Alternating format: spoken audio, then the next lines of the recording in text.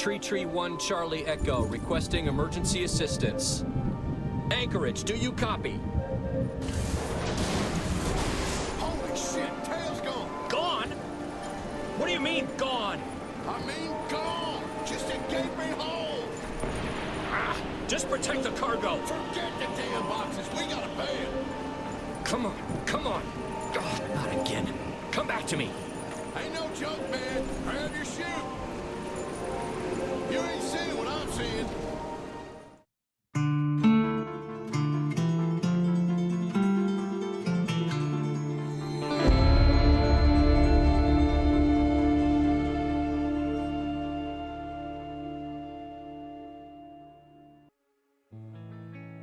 Arctic Awakening is a first-person sci-fi narrative adventure that places you in the Arctic North after your plane crashes during a routine supply drop in Alaska.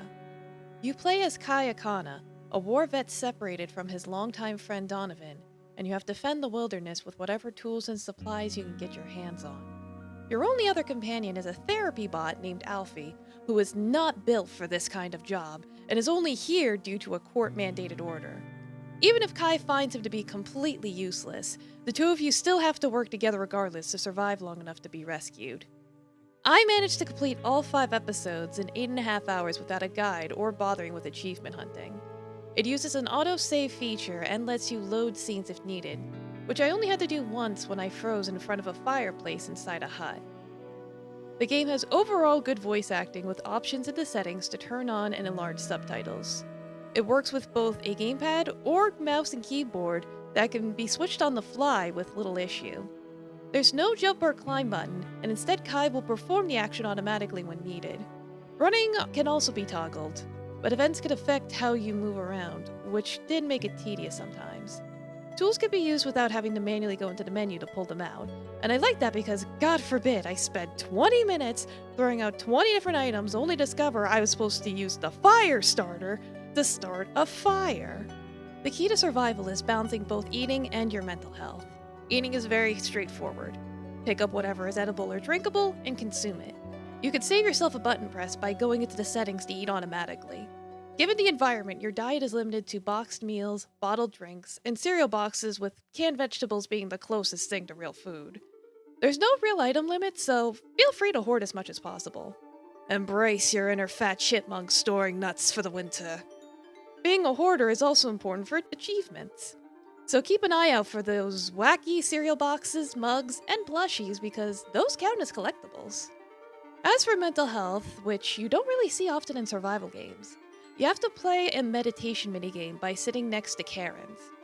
They're scattered throughout the environment, so you'll have to be more mindful of their presence than food.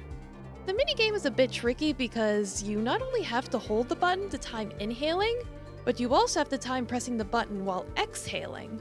If you mess up, your health bar goes down and you have to start over. Was not a fan of that. The main gameplay is running around and completing objectives, whether it be setting up camp, trying to find your lost friend, or exploring the lab facilities that seem to have been abandoned.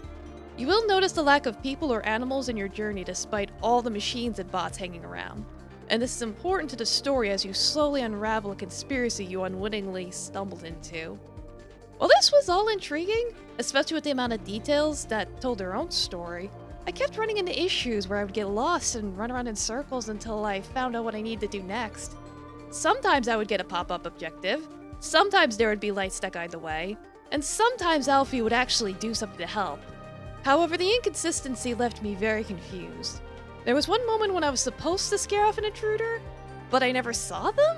I just ran around and hit invisible walls in the form of a blizzard until eventually the objective was completed. Very strange. I honestly felt Kai's watch was underutilized, which had a radio and a very useful compass. There were only 3 times in my playthrough I used the compass. Once to go west to complete an objective, once to follow directions Donovan gave me, and once in the final chapter when I accidentally went the wrong way and Alfie straight up told me to go southwest. Unless I missed it somehow, more of the last one, especially early on, would probably help keep user retention and make players appreciate Alfie more. His character development doesn't come to fruition until later on, so it would have been a step in the right direction because prior to it, I was agreeing with Kai on how useless he was. Speaking of characters, I did like the few characters we get in the story, but mostly the main ones.